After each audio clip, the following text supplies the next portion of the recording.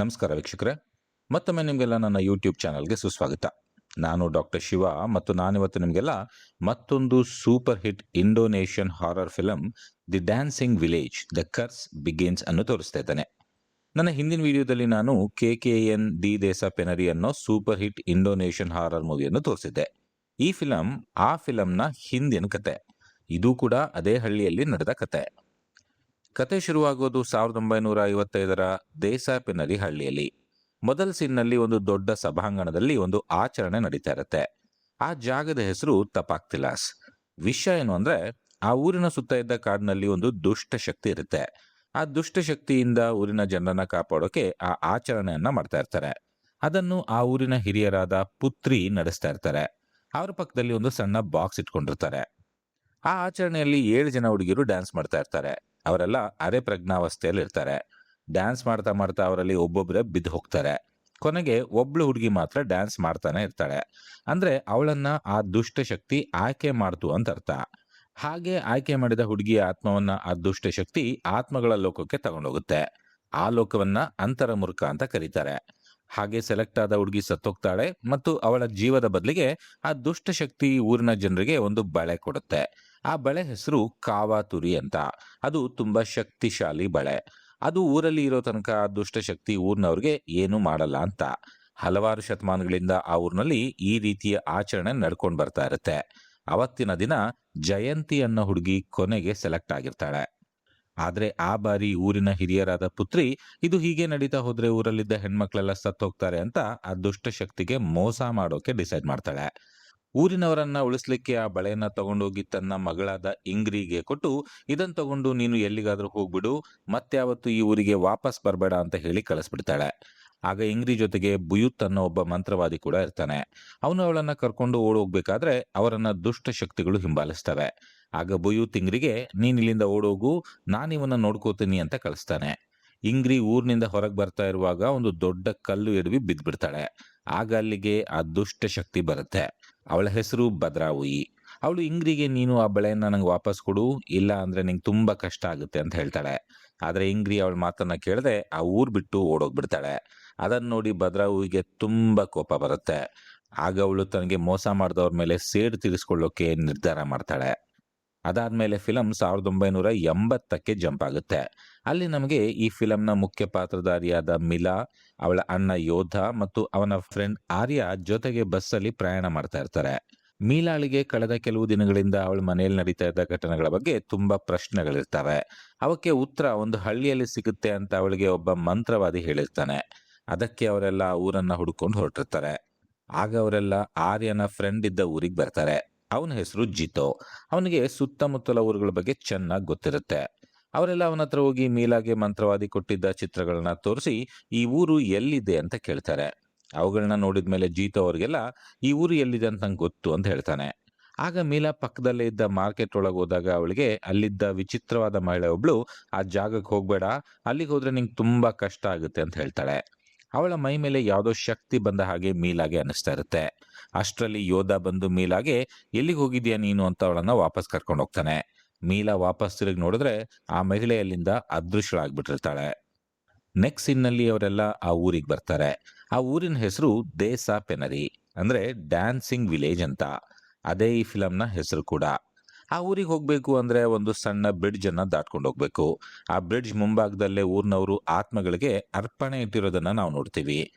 ಅವರೆಲ್ಲ ಬ್ರಿಡ್ಜ್ ದಾಟ್ಕೊಂಡು ಊರಿನ ಬಾಗಿಲಿಗೆ ಬರ್ತಾರೆ.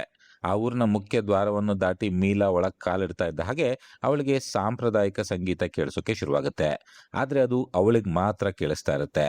ಆಗ ಮೀಲಾ ಹಿಂದೆ ಭದ್ರಾ ಹುಯಿ ನಿಂತಿರ್ತಾಳೆ. ಆದ್ರೆ ಅವಳು ಮೀಲಾಗೆ ಕಾಣಿಸಲ್ಲ. ಆಗ ಅವ್ರಿಗೆ ಊರೊಳಗೆ ಸುಂದ್ರಿ ಅನ್ನೋ ಹುಡುಗಿ ಸಿಗ್ತಾಳೆ. ಅವರೆಲ್ಲ ಅವಳ ಹತ್ರ ಹೋಗಿ ಪುತ್ರಿ ಮನೆ ಎಲ್ಲಿ ಅಂತ ಕೇಳ್ತಾರೆ. ಆಗ ಅವಳು, ಪುತ್ರಿ ಸ್ವಲ್ಪ ದಿನಗಳ ಹಿಂದೆ ಅಷ್ಟೇ ಸತ್ತೋದ್ಲು, ಈಗ ಈ ಊರಿಗೆ ಬುಯುತ್ ನಾಯಕರಾಗಿದ್ದಾರೆ, ಆದ್ರೆ ಅವ್ರೀಗ ಊರಲ್ಲಿಲ್ಲ, ಎಲ್ಲೋ ಹೋಗಿದ್ದಾರೆ ಅಂತ ಹೇಳ್ತಾಳೆ.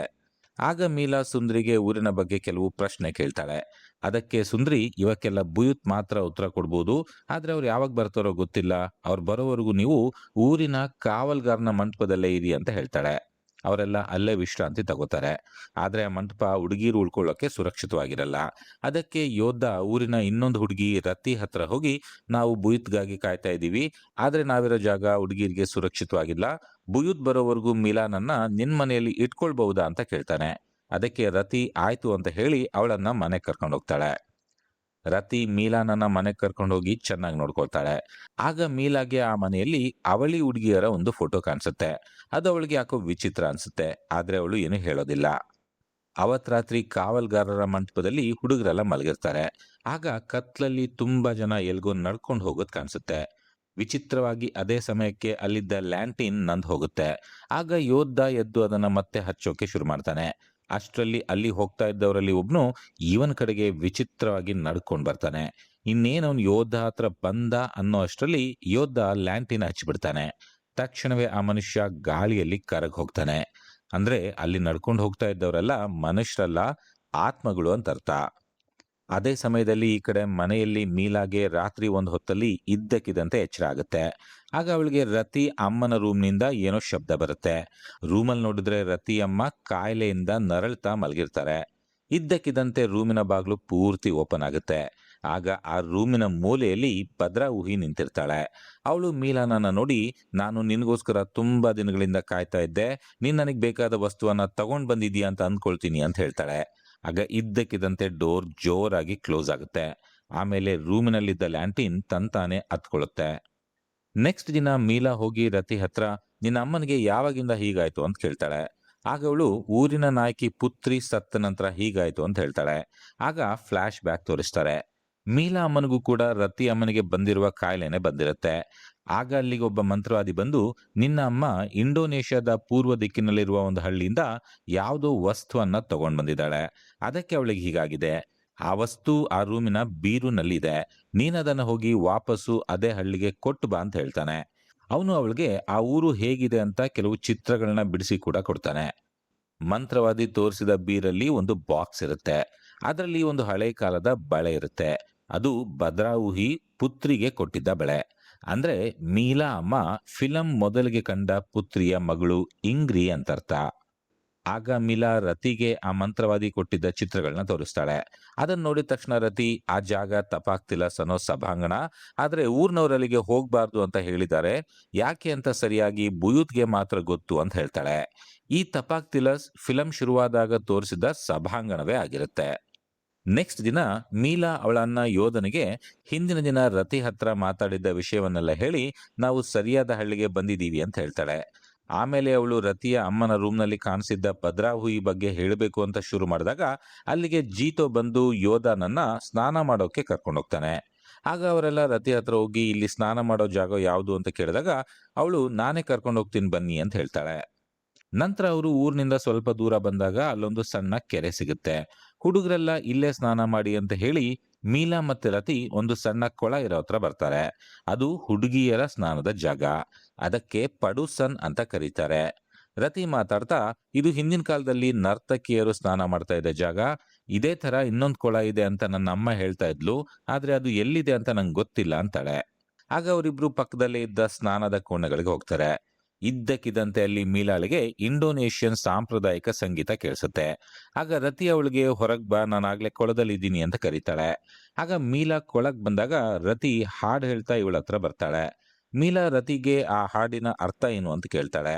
ಆಗ ಅವಳು, ಇದೊಂದು ಕಥೆಯ ಹಾಡು, ಆ ಕಥೆಯಲ್ಲಿ ಜನರು ನಂಗೆ ಒಂದು ವಸ್ತುವನ್ನ ಕೊಡ್ತೀನಿ ಅಂತ ಹೇಳಿದ್ರು, ಆದ್ರೆ ಮೋಸ ಮಾಡ್ಬಿಟ್ರು ಅಂತ ಹೇಳ್ತಾಳೆ. ಆಗ ಮೀಲಾಗೆ ಇದು ರತಿ ಅಲ್ಲ ಅಂತ ಅನ್ಸೋಕ್ ಶುರುವಾಗುತ್ತೆ. ಆಗ ಹಿಂದಿನಿಂದ ಮೀಲಾ ಜಾಗದಲ್ಲಿ ಭದ್ರಾಹುಯಿ ಕಾಣಿಸ್ತಾಳೆ. ಅವಳು ಮೀಲಾಗೆ, ನೀನ್ ನನ್ ಬಳೆ ತಂದಿದ್ಯಾ ಅಲ್ವಾ, ಅದನ್ನ ನಂಗೆ ವಾಪಸ್ ಕೊಡು ಅಂತ ಹೇಳ್ತಾಳೆ. ಮೀಲಾ ಭಯದಿಂದ ಹಿಂದಕ್ಕೆ ತಿರುಗಿ ನೋಡಿದ್ರೆ ಅಲ್ಲಿ ಯಾರು ಇರಲ್ಲ. ಆಗ ಅವಳಿಗೆ ಇಲ್ಲೇನೋ ಕೆಟ್ಟದ್ ನಡೀತಾ ಇದೆ ಅಂತ ಅನ್ಸುತ್ತೆ. ಆಗ ಇದ್ದಕ್ಕಿದ್ದಂತೆ ಅವಳನ್ನ ಯಾರೋ ನೀರಿನ ಒಳಗೆ ಇಳಿತಾರೆ. ಆಗಲ್ಲೆಲ್ಲ ತುಂಬಾ ಹಾವುಗಳು ಕಾಣಿಸ್ಕೊಳ್ತವೆ. ಅವಳಿಗೆ ಯಾರೋ ಅವಳನ್ನ ಸಾಯಿಸೋಕೆ ಪ್ರಯತ್ನ ಪಡ್ತಾ ಇದ್ದಾರೆ ಅನ್ಸುತ್ತೆ. ಅಷ್ಟರಲ್ಲಿ ಅಲ್ಲಿಗೆ ರತಿ ಬಂದು ಅವಳನ್ನ ನೀರಿನಿಂದ ಮೇಲಕ್ಕೆ ಎಳಿತಾಳೆ. ಅಂದ್ರೆ ರತಿ ಇನ್ನು ಸ್ನಾನದ ಮನೆಯಲ್ಲೇ ಇರ್ತಾಳೆ ಅಂತ ಅರ್ಥ. ಈ ಕಡೆ ಸ್ನಾನ ಮಾಡ್ಕೊಂಡು ಹುಡುಗರೆಲ್ಲ ವಾಪಸ್ ಬರುವಾಗ ದಾರಿ ತಪ್ಪಿ ಒಂದು ಸ್ಮಶಾನದ ಹತ್ರ ಬರ್ತಾರೆ. ಅಲ್ಲಿ ಹಲವಾರು ಸಮಾಧಿಗಳಿಗೆ ಕಪ್ಪು ಬಟ್ಟೆ ಮುಚ್ಚಿರ್ತಾರೆ. ಅದನ್ನ ನೋಡಿ ಇವರೆಲ್ಲ ಗಾಬರಿಗೊಂಡು ಅಲ್ಲಿಂದ ವಾಪಸ್ ಹೋಗ್ಬಿಡ್ತಾರೆ. ಅಲ್ಲಿಂದ ಅವರೆಲ್ಲ ಮತ್ತೆ ಬುಯೂತ್ ಮನೆ ಹತ್ರ ಬರ್ತಾರೆ. ಆದ್ರೆ ಬುಯೂತ್ ಇನ್ನೂ ವಾಪಸ್ ಬಂದಿರೋದಿಲ್ಲ. ಆಗ ಅವರಿಗೆ ಅಲ್ಲೊಬ್ಬ ಪ್ರಭು ಅನ್ನೋ ಹುಡುಗ ಸಿಗ್ತಾನೆ. ಇವ್ರನ್ನ ನೋಡಿ ಅವನು ನೀವೆಲ್ಲ ಇಲ್ಲಿ ಏನ್ ಮಾಡ್ತಾ ಇದ್ದೀರಿ ಅಂತ ಕೋಪ ಮಾಡ್ಕೋತಾನೆ. ಆದ್ರೆ ವಿಷಯ ಗೊತ್ತಾದ್ಮೇಲೆ ಅವನು ಸುಮ್ಮನಾಗ್ತಾನೆ. ಆಮೇಲೆ ಅವನು ಇವ್ರಿಗೆ ಬುಯೂತ್ ಒಬ್ಬ ಶಕ್ತಿಶಾಲಿ ಮಂತ್ರವಾದಿ, ಅವನು ಬೇಕಾದಾಗ ಒಂದು ನಾಯಿಯಾಗಿ ಪರಿವರ್ತನೆ ಆಗ್ತಾನೆ ಅಂತ ಹೇಳ್ತಾನೆ. ಆದ್ರೆ ಅವನ ಮಾತನ್ನ ಇವ್ರ್ಯಾರು ಸೀರಿಯಸ್ ಆಗಿ ತಗೊಳ್ಳೋದಿಲ್ಲ. ಅಲ್ಲಿಂದ ಹೋಗ್ಬಿಡ್ತಾರೆ. ಕೊನೆಗೆ ಅವರೆಲ್ಲ ರತಿ ಮನೆಗೆ ಬರ್ತಾರೆ. ಅಷ್ಟರಲ್ಲಿ ಮೀಲಾ ಮತ್ತೆ ರತಿ ಕೂಡ ಬಂದಿರ್ತಾರೆ. ಆಗ ಅವರೆಲ್ಲ ಕೂತ್ಕೊಂಡು ತಮಗೆ ಆಗ್ತಾ ಇರುವ ವಿಚಿತ್ರ ಘಟನೆಗಳ ಬಗ್ಗೆ ಮಾತಾಡ್ತಾರೆ. ಅವ್ರಿಗೆ ಈ ಹಳ್ಳಿಯಲ್ಲಿ ಏನೋ ತುಂಬಾ ಕೆಟ್ಟದ್ ನಡೀತಾ ಇದೆ ಅಂತ ಅನ್ಸೋಕೆ ಶುರುವಾಗಿರುತ್ತೆ. ಅವತ್ ರಾತ್ರಿ ಮೀಲಾಗೆ ಮತ್ತೆ ಸಾಂಪ್ರದಾಯಿಕ ಸಂಗೀತ ಕೇಳ್ಸೋಕ್ ಶುರುವಾಗುತ್ತೆ. ಅವಳು ರತಿಗೆ ಇಷ್ಟೊತ್ತಲ್ಲಿ ಏನಿದು ಅಂತ ಕೇಳಿದಾಗ, ರತಿ ಅವಳಿಗೆ ಪಕ್ಕದೂರಲ್ಲಿ ಏನೋ ಆಚರಣೆ ಆಗ್ತಾ ಇರಬೇಕು ಅಂತ ಹೇಳಿ ನೋಡ್ಕೊಂಡ್ ಬರೋಣ ಬಾ ಅಂತ ಮೀಲಾನನ್ನ ಕರ್ಕೊಂಡು ಹೋಗ್ತಾಳೆ. ಇವರು ಕಾಡ್ನಲ್ಲಿ ನಡೀತಾ ನಡೀತಾ ಒಂದು ದೊಡ್ಡ ಸಭಾಂಗಣಕ್ಕೆ ಬರ್ತಾರೆ. ಅದೇ ತಪಾಕ್ ತಿಲಾಸ್. ಅಲ್ಲಿಗೆ ಊರ್ನವರು ಯಾರು ಬರಬಾರ್ದು ಅಂತ ಇರುತ್ತೆ. ಆದ್ರೆ ರತಿ ಮೀಲಾನನ್ನ ಯಾವುದೋ ಉದ್ದೇಶದಿಂದ ಅಲ್ಲಿಗೆ ಕರ್ಕೊಂಡು ಬಂದಿರ್ತಾಳೆ. ಅಲ್ಲಿಗೆ ಬಂದಾಗ ಅವರಿಬ್ರಿಗೂ ತುಂಬಾ ಶಾಕ್ ಆಗುತ್ತೆ. ಅಲ್ಲಿ ಹಲವಾರು ಆತ್ಮಗಳು ಡ್ಯಾನ್ಸ್ ಮಾಡ್ತಾ ಇರ್ತವೆ. ಅಷ್ಟರಲ್ಲಿ ಅಲ್ಲಿ ಭದ್ರಾ ಹೂವಿ ಕಾಣಿಸ್ಕೊಳ್ತಾಳೆ. ಅವಳು ಮೀಲಾ ಹತ್ರ ಬಂದು, ನೀನ್ ಕೊನೆಗೂ ಬಂದೆ, ಈಗ ನನ್ನ ಬಳೆ ನನಗೆ ಕೊಡು ಅಂತ ಕೇಳ್ತಾಳೆ.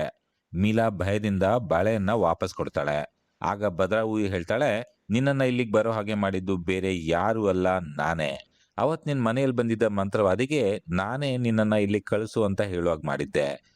ಈ ಬಳೆ ನಂಗೆ ತುಂಬಾ ಶಕ್ತಿ ಕೊಡುತ್ತೆ. ಇದಿಲ್ದೆ ನಾನು ಇಷ್ಟು ದಿನ ತುಂಬಾ ವೀಕ್ ಆಗಿದ್ದೆ. ಈಗ ನನ್ನ ಶಕ್ತಿ ಕಂಪ್ಲೀಟ್ ಆಯ್ತು. ಇನ್ನ ನಾನು ನಂಗೆ ಮೋಸ ಮಾಡಿದವ್ರನ್ನ ಸುಮ್ನೆ ಬಿಡಲ್ಲ ಅಂತ ಹೇಳ್ತಾಳೆ. ಆಗ ರತಿ ಭದ್ರಾ ಹೂವಿ ಹತ್ರ, ಈಗಾದ್ರೂ ನೀನು ನನ್ನ ಅಮ್ಮನನ್ನ ಸರಿ ಮಾಡು ಅಂತ ಕೇಳ್ಕೊಳ್ತಾಳೆ. ಆಗ ಭದ್ರಾ ಹೂವಿ ಅವಳಿಗೆ, ನೀನ್ ಮನೆಗೆ ಹೋಗಿ ನಿನ್ನ ಅಮ್ಮ ಹೇಗಿದ್ದಾರೆ ಅಂತ ಒಂದ್ಸತಿ ನೋಡು ಅಂತ ಹೇಳಿ ಕಳಿಸ್ತಾಳೆ. ಈ ಕಡೆ ಯೋಧ ಮತ್ತೆ ಉಳಿದವರು ನೆಕ್ಸ್ಟ್ ದಿನ ರತಿ ಮನೆಗೆ ಬಂದಾಗ ಅಲ್ಲಿ ಮೀಲಾ ಮತ್ತೆ ರತಿ ಇಲ್ಲದನ್ನ ಕಂಡು ಅವರು ದಿನ ಪೂರ್ತಿ ಅವ್ರಿಗಾಗಿ ಹುಡುಕಾಟ ನಡೆಸ್ತಾರೆ. ಆದ್ರೆ ಅವರು ಊರಿನ ಯಾವ ಮೂಲೆಯಲ್ಲೂ ಕೂಡ ಇವರಿಗೆ ಸಿಗೋದೇ ಇಲ್ಲ. ಅವರು ರಾತ್ರಿ ಆಗೋವರೆಗೂ ಹುಡುಕಿ ಕೊನೆಗೆ ಊರಿನ ಹೊರಗೆ ಬಂದಾಗ ಅಲ್ಲಿ ಒಂದು ಸಣ್ಣ ಕುಟುಂಬದ ಸದಸ್ಯರು ಊಟ ಮಾಡ್ತಾ ಇರ್ತಾರೆ. ಇವರು ಅಲ್ಲಿಗೆ ಹೋಗಿ ಅವ್ರ ಹತ್ರ ಮೀಲಾ ಬಗ್ಗೆ ಕೇಳಿದಾಗ, ಅವ್ರೆಲ್ಲಿದ್ದಾರೆ ಅಂತ ನಮಗೆ ಗೊತ್ತಿಲ್ಲ, ಆದ್ರೆ ಅವ್ರು ನಿಮಗೆ ಬೇಗ ಸಿಗ್ಲಿ ಅಂತ ಹೇಳಿ ಅವರಿಗೆ ಸ್ವಲ್ಪ ಊಟವನ್ನ ಪ್ಯಾಕ್ ಮಾಡಿ ಕೊಡ್ತಾರೆ.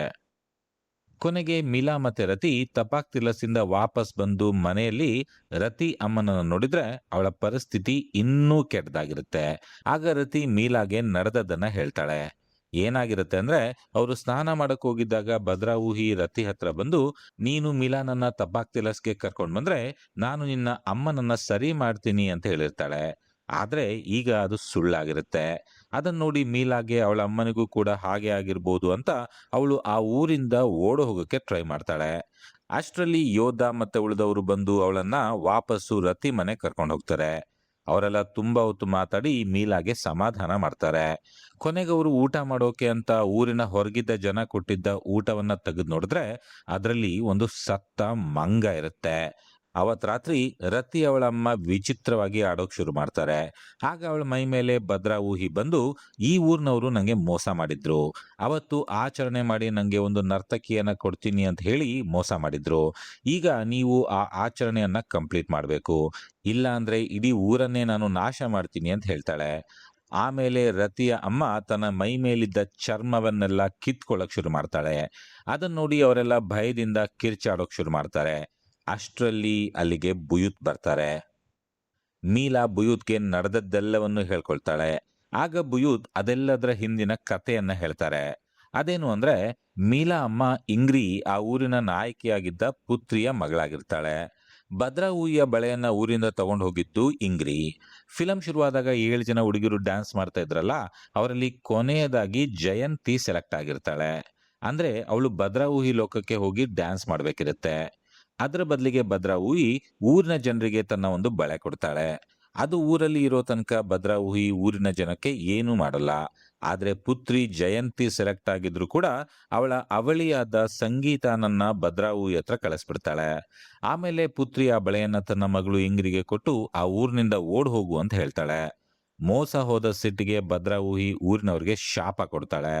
ಆ ಬಳೆ ವಾಪಸ್ ಕೊಡೋವರೆಗೂ ಪುತ್ರಿಗೆ ತುಂಬಾ ಕಾಯಿಲೆ ಬರೋ ಹಾಗೆ ಮಾಡ್ತಾಳೆ. ಕೊನೆಗೆ ಪುತ್ರಿ ಸಾಯುವಾಗ ಬುಯೂತ್ಗೆ, ನೀನ್ ಇಂಗ್ರಿಯನ್ನ ಕಾಪಾಡು ಅಂತ ಕೇಳ್ಕೊತಾರೆ. ಅದಕ್ಕೆ ಬುಯೂತ್ ಇಂಗ್ರಿಯನ್ನ ಹುಡುಕೊಂಡು ಹೋಗಿರ್ತಾರೆ. ಆದ್ರೆ ಅಷ್ಟ್ರಲ್ಲಾಗ್ಲೇ ಭದ್ರಾಹುಯಿ ಅವರನ್ನ ಹುಡುಕಿ ಅವರಿಗೆ ತೊಂದರೆ ಕೊಡೋಕೆ ಶುರು ಮಾಡಿರ್ತಾಳೆ.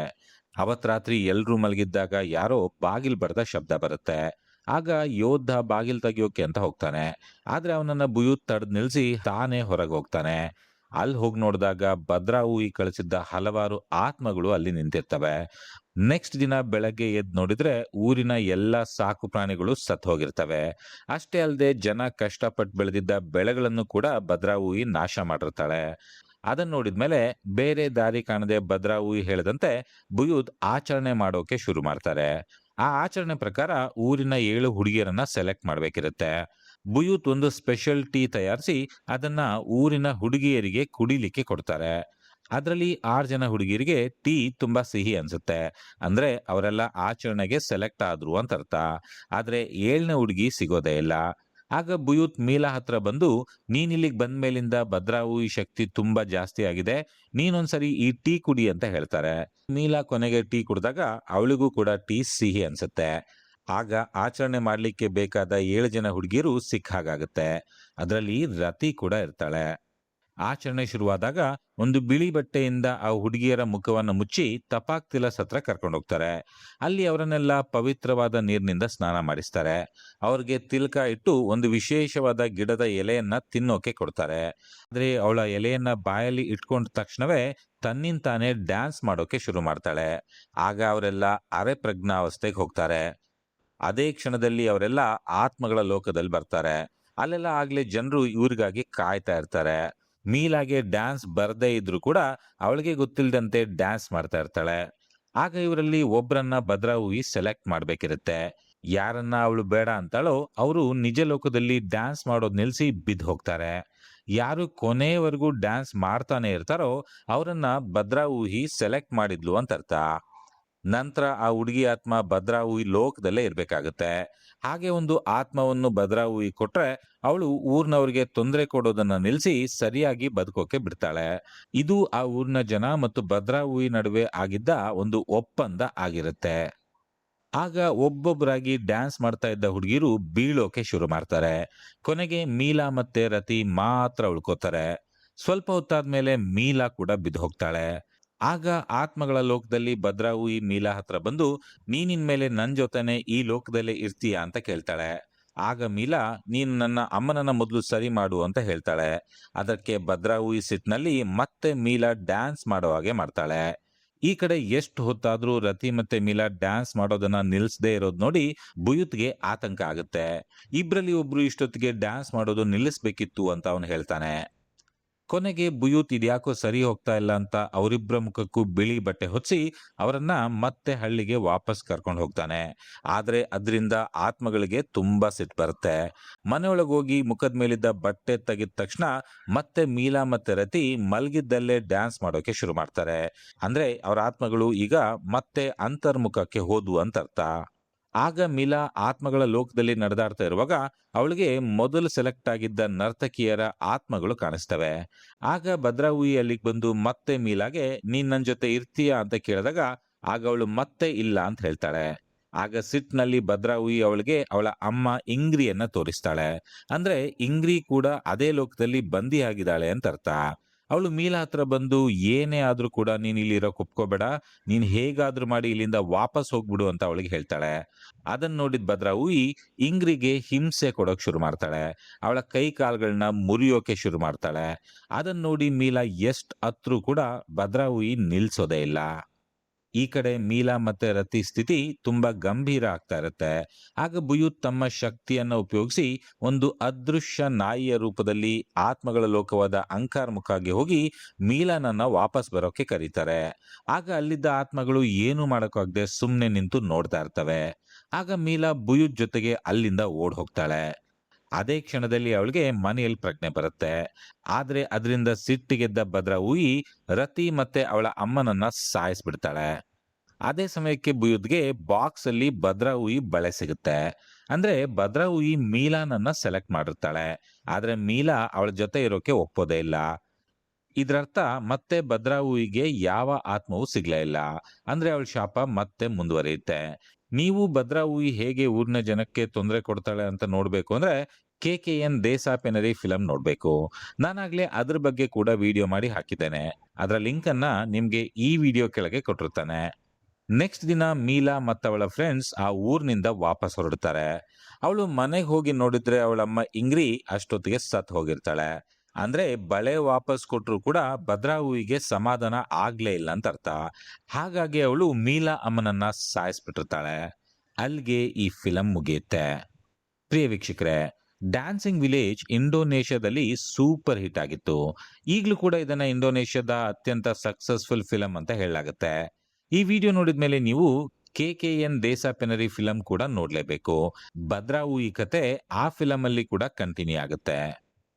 ಪ್ರಿಯ ವೀಕ್ಷಕರೇ, ನಿಮಗೆ ಈ ವಿಡಿಯೋ ಇಷ್ಟ ಆಗಿದ್ರೆ ದಯವಿಟ್ಟು ವಿಡಿಯೋವನ್ನ ಲೈಕ್ ಮಾಡಿ, ಶೇರ್ ಮಾಡಿ, ಮತ್ತೆ ನನ್ನ ಚಾನಲ್ಗೆ ಸಬ್ಸ್ಕ್ರೈಬ್ ಆಗಿ ಅಂತ ಕೇಳ್ಕೊತಾನೆ. ಮುಂದಿನ ವಿಡಿಯೋದಲ್ಲಿ ಮತ್ತೆ ಸಿಗೋಣ. Good bye.